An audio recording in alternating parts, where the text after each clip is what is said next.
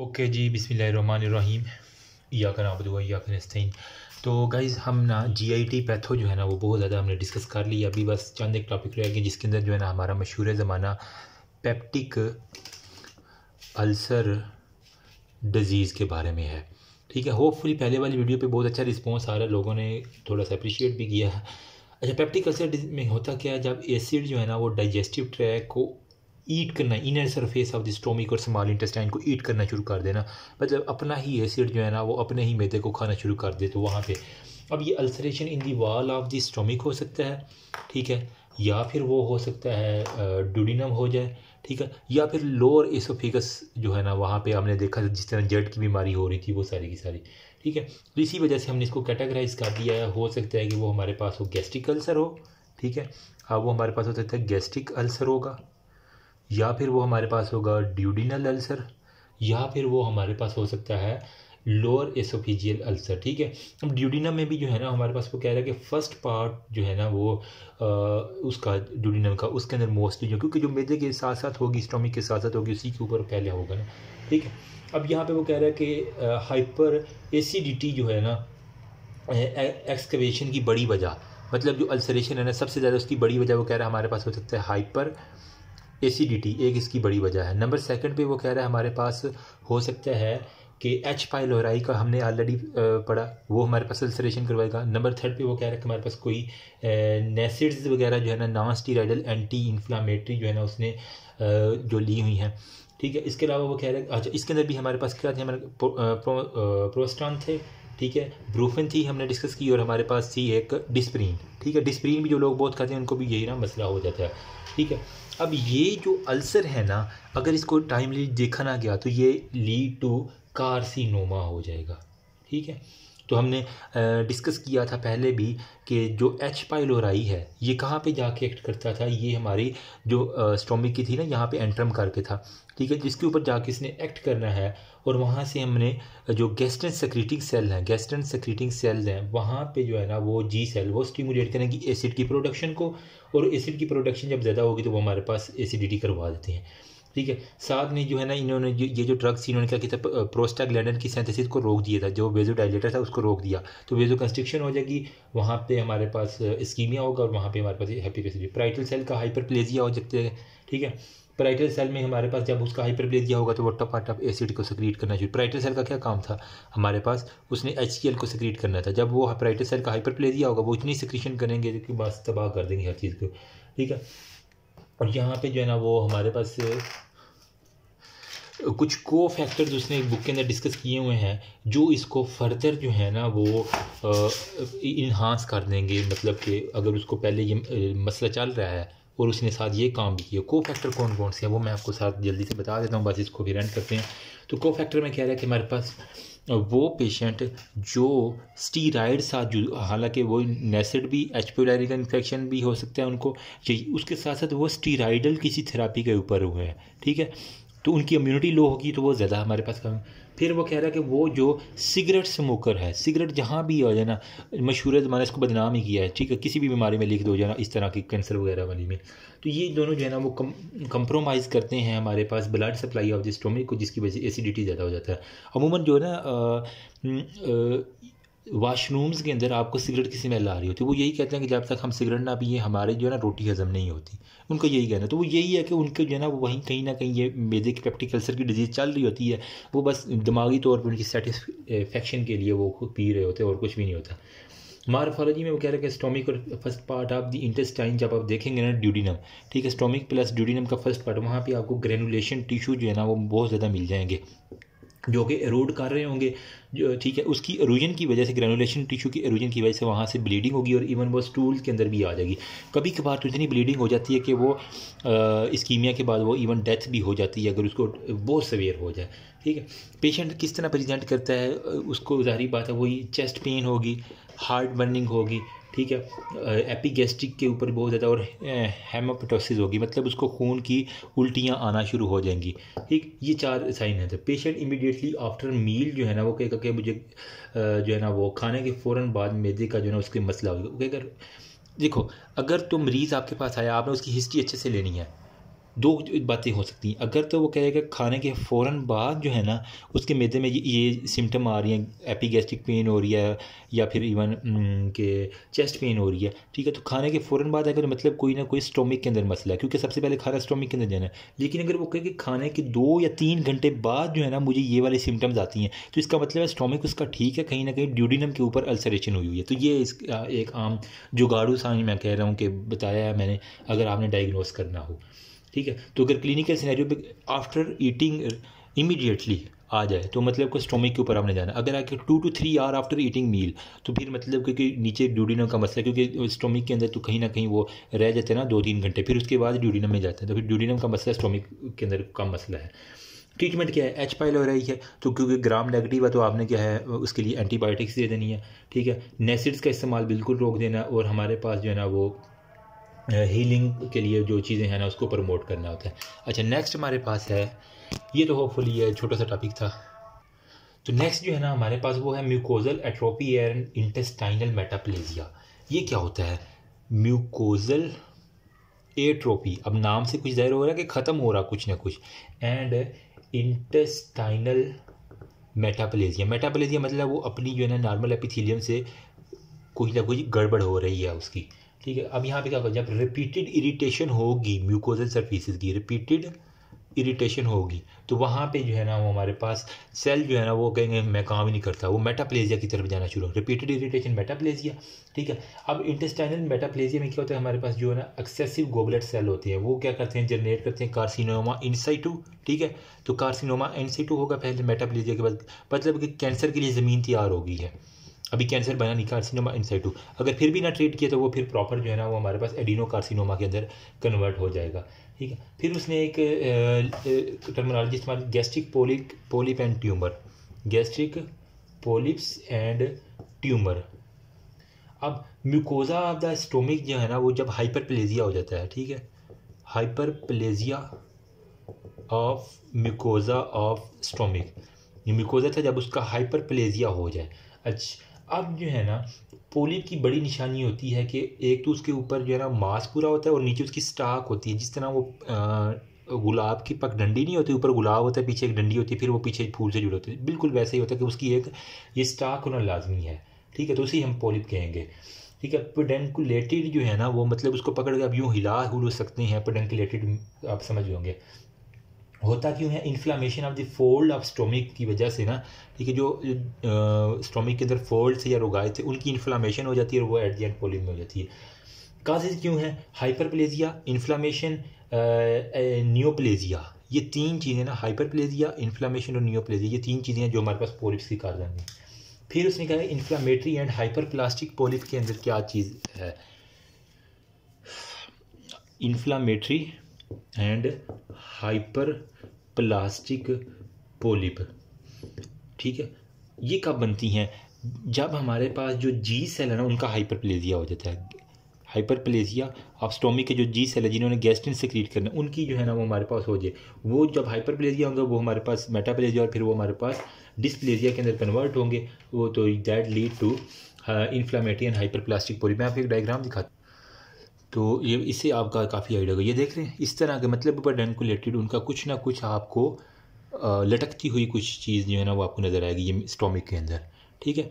इस तरह आपने इसको देख लेना है तो आपको पता चल जाएगा ये हमारे पास बराबर पोलिप। जब आप उसकी एंडोस्कोपी करते हैं तो फिर इसका क्या है, आपने ये पोलिप्स को जो है ना वो पकड़ के यहाँ से इसको रिमूव करना पड़ता है, इसकी ये पेडंकुलेटेड चीज़ ही काट दें। तो ये देखो ये इस डायग्राम में, यार तुमने वे भी ये देख रहे हैं ये पोलिप्स है, ये पोलिप है, ये पोलिप आपको फिर आगे सामने वाली दीवार से देखेंगे तो इस तरह के आपको नज़र आ जाएंगे, फोकस है ना, ठीक है, ये पोलिप्स आपको दिख रहे हैं। अच्छा, अब नेक्स्ट उसने एक बात की हुई है हमारे पास, फंडिक ग्लैंड का पोलिप होगा, फंडस के ऊपर जो है ना ग्लैंड्स होते हैं उनका अगर पोलिप हो जाए, ओके जी। तो वो कह रहा है कि हमारे पास जो फंडिक ग्लैंड है ना उनका भी पोलिप बहुत ज़्यादा दिखेगा, मतलब जो फंडस है ना स्टोमिक की यहाँ पे आपको बहुत सबसे ज़्यादा पोलिप्स देखने को मिल जाते हैं।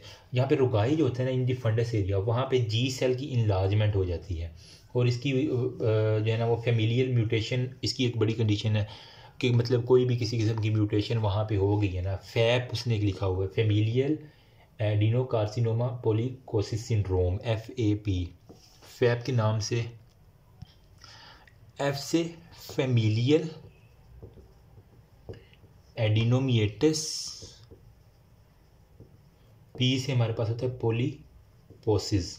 ये एक रेयर इनहेरिटेड कंडीशन है जो कि हमारे पास एडिनोमिएटिस पोलीकोलाई के अंदर ना एपीसी जीन आपने सुना होगा, उसके अंदर जब म्यूटेशन हो जाती है ना तो हमारे पास जो कंडीशन होती है उसे हम कहते हैं फैमिलियल एडिनोमिएटिस पोलीपोसिस। ठीक है, बहुत से लोगों में ये इनहेरिटेड होता है, और जहाँ पे जेनेटिक म्यूटेशन जो है ना वो हमारे पास होती है, और यहाँ पे जीआईटी ट्रैक जो है ना वो मोस्टली इफेक्ट होता है। तो आपने ये इतनी सी बात बता देनी है। अगर मैं आपको दिखाऊँ ना, अगर मेरे पास डायग्राम ये देखा, ठीक है, वो जीआईटी में वो कोलोन के अंदर कहीं ना कहीं पोलिप्स आपको नज़र आ जाएंगे, या कहीं ना कहीं आपको ये वजह क्या है, एपीसी जीन। बस ये एमसीक्यू आता होता है इसके बारे में। 100+ पोलिप्स जो है ना वो कोलोन और रेक्टम के अंदर जो है ना वो कह रहा है कि हमने देखे जाते हैं, कोलोन और रेक्टम के अंदर 100+ पोलिप्स देखे जाते हैं। अच्छा, इसकी काज क्या है, पोलिप्स क्यों बने, इसकी वो कह रहा है कि स्पोरेडिक जो है ना हमारे पास काज होती है इसके अंदर जो है ना प्रोटॉन पंप इनहेबिटर्स जो है ना जिस तरह ओमेप्राजोल वगैरह है वो रिड्यूस करते हैं हाइपर एसिडिटी की वजह से। ठीक है, HCl कम होता है तो वो क्या करते हैं, जो लोग जहाँ प्रोटॉन पंप इनहिबिटर खाते हैं तो उनके अंदर क्या होता है, स्टोमिक के अंदर एसिड HCl फिर कम बनता है। जिस तरह ओमेप्राजोल आपने फार्माकोलॉजी में पढ़ा होगा, जोल वाली ड्रग होती है ना। ठीक है, तो आपने जो लोग HCl वगैरह कम करने की मेडिसिन खाते हैं उनके अंदर फिर HCl कम होता है, मैदा कहता है कि रिकोगनाइज करता है, तो वो अपनी गैस्ट्रिन की सेक्रेशन को प्रोड्यूस कर लेता है। तो जी सेल जो है ना उसके अंदर हाइपरप्लेजिया हो जाते हैं। जी सेल कहते हैं ओह माय गॉड, उसने गोश्त खाया लेकिन उसके अंदर जो है ना एसिड है ही नहीं, अब डाइजेस्ट कैसे करना है। तो जो उसका स्टोमिक है ना वो टपाटप गैस्ट्रिन को ना रिलीज़ करना शुरू कर देता है। तो जो गैस्ट्रिन सेल होती हैं उसका हाइपरप्लेजिया हो जाता है, वो at the end G cell hyperplasia होना शुरू, और वो एट दी एंड हमारे पास ये पोलिप्स के साथ प्रेजेंट करते हैं। फिर वो उसने लिखा हुआ है कि गैस्ट्रिक एडिनोमाज, अगर हमने गैस्ट्रिक ये अबनॉर्मेलिटीज़ को ट्रीट ना किया, गैस्ट्रिक एडिनोमाज, इसके अंदर वो कह रहा है कि जो लो टू हाई ग्रेड डिस्प्लेजिया जो है ना यहाँ पे होता है, वो लो टू हाई ग्रेड डिस्प्लेजिया आपके पास होता है इसके अंदर, गैस्ट्रिक एडिनोमास के अंदर। अब यहाँ पे क्या होता है, एडिनोमा में हमारे पास हाइपरट्रॉफी भी होगी, और हाइपरप्लेजिया जब बहुत ज़्यादा होगा तो वो लीड करेगा कार्सिनोमा इनसाइटू, और वहाँ से हमारे पास कैंसर की प्रॉपर डेवलपमेंट हो जाएगी। बस इतनी सी बात है। फिर हमारे पास है गैस्ट्रिक एडिनोमास के बारे में थोड़ा सा मैं एक्सप्लेन कर दूँ।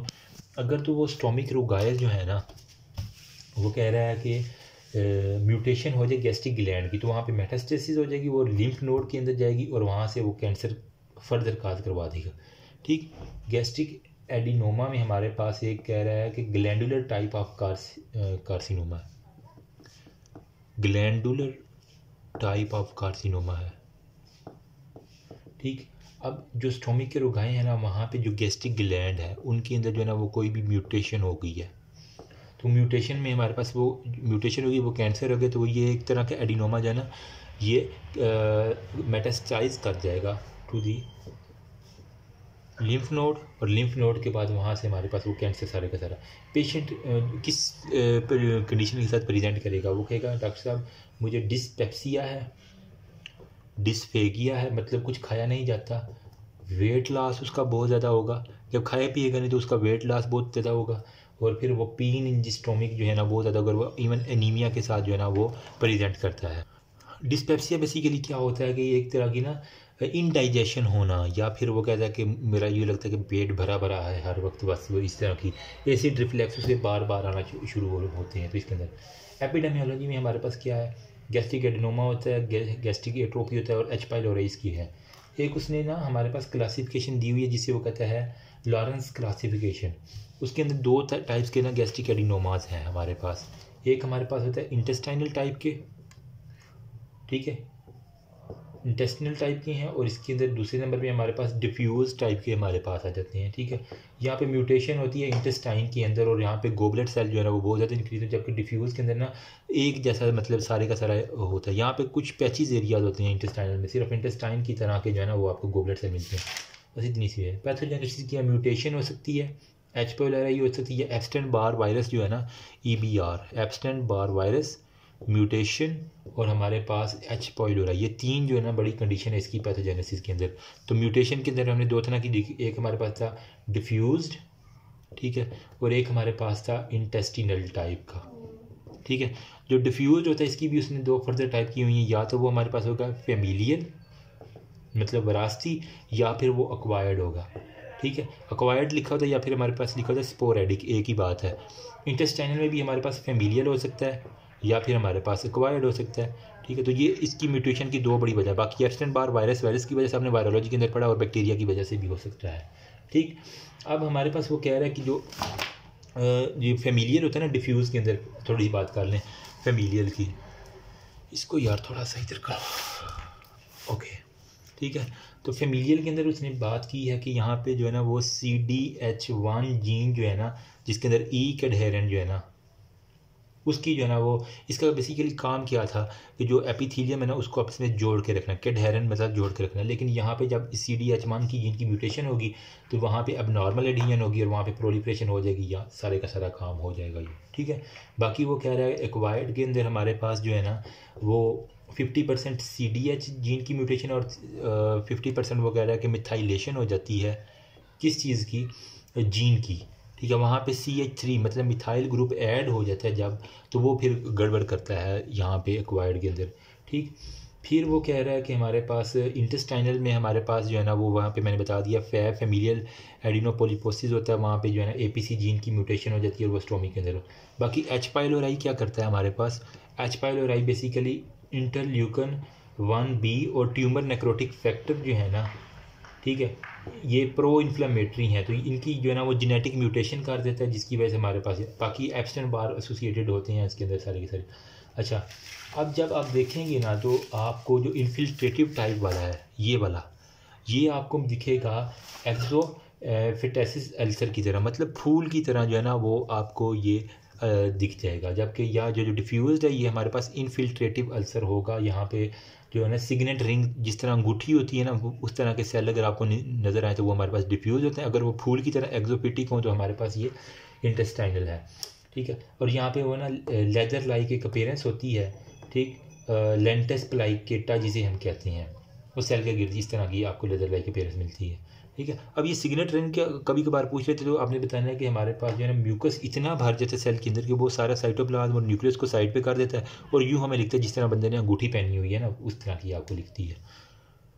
तो जल्दी से बस इसको यार ख़त्म करते हैं, थोड़ा बोरिंग हो रहा है मुझे लग रहा है। ठीक है, तो अभी जो है ना गैस्ट्रिक एडिनोमास की सबसे पहले आप पेशेंट आ गए तो सबसे पहले आपने उसकी हिस्ट्री लेनी है। ठीक है, गैस्ट्रिक एडिनोमास की, फिर आपने एंडोस्कोपी करनी है, बायोप्सी ले सकती है, बच्चों वाली बात है, कुछ भी नहीं है। ठीक है, अगर उसको विटामिन B12 की डेफिशिएंसी ज़रूर होगी, ठीक है, वो एनीमिक होगा। इन्वेजन देखनी है कि उसकी इन्वेजन की डेप्थ कितनी है, और साथ में आपने देखना कि मेटास्टेसिस कितना हुआ हुआ, ये चीज़ें देखनी है। फिर उसने एक चीज़ लिखी हुई है लिम्फोमा के बारे में। तो आपने जो है ना नियोप्लेजिया में पढ़ा होगा, लिम्फोमा में हमारे पास दो तरह का होता है, एक हमारे पास होता है हॉजकिन लिम्फोमा और एक हमारे पास होता है नॉन हॉजकिन लिम्फोमा। ब्लड वाले चैप्टर में शायद आपने पढ़ा था। ठीक है, तो ये लिम्फोमा मतलब कि लिम्फ नोड कहीं ना कहीं हमारे पास इन्वॉल्व है, लिम्फाइड टिश्यू से स्टार्ट होता है, अबनॉर्मल प्रोलिफरेशन से म्यूकोजा में, एपिथेलियम और लैमिना प्रोप्रिया में अगर कैंसर हो जाता है वहाँ पे माल म्यूकोजा एसोसिएटेड लिम्फाइड टिश्यू। ठीक है, लैमिना प्रोप्रिया में अगर ऑर्गन ट्रांसप्लांट के पेशेंट है तो उसके अंदर देखा गया तो म्यूकोजा एसोसिएटेड लिम्फाइड टिश्यू इसके अंदर इन्वॉल्व होंगे सारे के सारे। और बस फिर उसने एक लिखा हुआ है कि न्यूरो एंडोक्राइन कार्सिनाइड ट्यूमर के बारे में। बेसिकली वो क्या होती है न्यूरो एंडोक्राइन ट्यूमर ना हमारे पास एक स्लो ग्रोइंग जो है ना वो कैंसर है। ठीक है, स्लो ग्रोइंग कैंसर है। जी सेल जो होते हैं ना स्टोमिक के, उसके अंदर जो है ना वो गैस्ट्रन जो जिन्होंने ये एक एंडोक्राइन हार्मोन है। ठीक है, गैस्ट्रन जो है ना एक खतरा का हार्मोन है ना, जी सेल ने रिलीज़ करना है, act on the parietal cell. ठीक है, बेसिकली इन्होंने पैराइटल सेल के ऊपर एक्ट करती हैं और वहाँ से HCl की रिलीज़ करवाते हैं नॉर्मली। तो WHO क्लासिफिकेशन में जो है ना यहाँ पे कि वो गैस्ट्रन की जो है ना एक्सेसिव प्रोलिफरेशन और वो सारी की सारी WHO ने क्लासिफिकेशन में किया हुआ कि लो ग्रेड होता है। ठीक है, फिर वेल डिफ्रेंशिएटेड। ठीक है, फिर वेल डिफ्रेंशिएटेड प्लस मेलिग्नेंसी, और फिर नंबर 4 पे हमारे पास होता है पुअर डिफ्रेंशिएटेड और हाई मेलिग्नेंसी। ये 4 टाइप्स के जो है ना इसने WHO ने दिया बुक के अंदर लिखे हुए, आपने देख लेना। सबसे पहले लो ग्रेड है, फिर वेल डिफ्रेंशिएटेड है, फिर वेल डिफ्रेंशिएटेड और वो मेलिग्नेंट हो गया, फिर पुअर डिफ्रेंशिएटेड और हाईली मेलिग्नेंट हो गया। ट्यूमर में अगर ना वो आप देखें तो सख्ती पैदा हो जाए, तो इसे सख्ती को हम कहते हैं डेस्मोप्लास्टिक चेंजेस, मतलब प्लास्टिक की तरह जो है ना वो सख्त प्लास्टिक हो गई है, तो वो उसको डेस्मोप्लास्टिक, जिस तरह शॉपर को प्लास्टिक को आग लगाते वो सख्त हो जाते हैं ना, बिल्कुल ऐसे ही समझ लें याद रखने के लिए, ठीक है। और अब वो कह रहा है कि हमारे पास क्लिनिकल फीचर में कार्सिनॉइड सिंड्रोम होगा, वो एलर्जी के साथ होगा, फोर गट ट्यूमर हो सकते हैं, मिड गट हो सकता है, हाइंड गट हो सकता है। अगर ओरल कैविटी से ड्यूडिनम तक होगा ना तो आप फोर गट उसे कहेंगे, ठीक है। अगर ओरल कैविटी से ड्यूडिनम, मैदे का जो फर्स्ट पार्ट है ना इंटेस्टाइन का, वहाँ तक हो तो हमारे पास फोर कट के अंदर आएगा। अगर हमारे पास स्मॉल इंटेस्टाइन फोर से हमारे पास ट्रांसवर्स कोलोन तक आ जाए, ठीक है, ट्रांसवर्स कोलोन, तो उसे हम मिड कट ट्यूमर कहेंगे। और भी बाकी जो है ना ट्रांसवर्स कोलोन से नीचे डिसेंडिंग कोलोन और वो जितना भी नीचे एरिया आएगा ना उसे हम कहेंगे हाइंड गट ट्यूमर। तो ये हमारे पास होता है। अच्छा, फिर नेक्स्ट वो कहता है कि हमारे पास होता है गैस्ट्रोइंटेस्टाइनल स्टोमल ट्यूमर के बारे में बात है, जिस्ट जिसे हम, तो ये छोटा सा टॉपिक दिया हुआ लगे हाथ काली ने, गैस्ट्रो इंटेस्टिनल स्टोमल ट्यूमर के बारे में उसने बात की हुई है। हमें पता है स्टोमिक लेयर 4 होती है, म्यूकोजा, सब म्यूकोजा, मस्कुलरस और सिरोजा, ठीक है। तो यहाँ पे जो है ना वो इंटेस्टाइनल सेल्स ऑफ के जाल के बारे में वो बात कर रहा है, जो कि इंटेस्टाइनल कह रहा हूँ, इंटरस्टिशियल सेल्स ऑफ के जाल का आपने नाम बहुत सुना होगा। ये बेसिकली ना सर्कुलर मसल्स के अंदर ना आपके जो जितना भी है ना मस्कुलरस वाली लेयर, सर्कुलर मसल के अंदर जो है ना बेसिकली ये प्रेजेंट करते हैं, और ये बाईपोलर होते हैं, स्पिंडल शेप्ड होते हैं। अगर मैं आपको दिखाऊं ना यार ये डायग्राम, तो ये इस तरह करके जो है ना वो कुछ तरह के सेल आपको इंटरस्टिशियल सेल आप दिखे जाल होते हैं, ठीक है। अब इनका काम है जी, ये स्लो वेव जो है ना most GIT contract occur through rhythmically, वही रिदम के अंदर इनका है। तो ये ऑटोनॉमिक नर्वस सिस्टम के साथ मेंटेरिक प्लेक्सिस के साथ जो है ना इनका को रिलेशन है, ठीक है, जो लेमिना प्रोप्रिया के अंदर रहता है। काज करते हैं activation of the smooth muscle. फिर वो कहता है मीजन कायमा वो डिफ्रेंशिएट होते हैं, किसी भी और सेल में ना डिफ्रेंशिएट हो सकते हैं। अगर तो ये नर्वस टिश्यू में वो डिफ्रेंशिएट होते हैं जिसे हम कहेंगे श्वानोमा, और अगर ये हमारे पास स्मूथ मसल में कन्वर्ट होंगे तो इसे हम कहेंगे लियोमायोमा, ठीक है। पैथोजेनेसिस क्या है, वो कह रहा है फेमिलियल हो सकता है, यानी हेरेडिटरी हो सकता है, या फिर हमारे पास स्पोरेडिक या एक्वायर्ड हो। जहाँ लगेगा वहाँ पे नहीं, ये नहीं, जिस एरिया पे जाके ये सेल लगती है ना वहाँ पे उसी किस्म के सेल बना देते हैं। अगर नर्वस सिस्टम में तो न्यूरोमा बना देंगे, श्वानोमा, ठीक है। अगर तो स्मूथ मसल पे लिखें तो लियोमायोमा के ये हमारे पास कहलाएंगे। बस इतनी सी बात है अजीब सी इसमें। बाकी जो है ना वो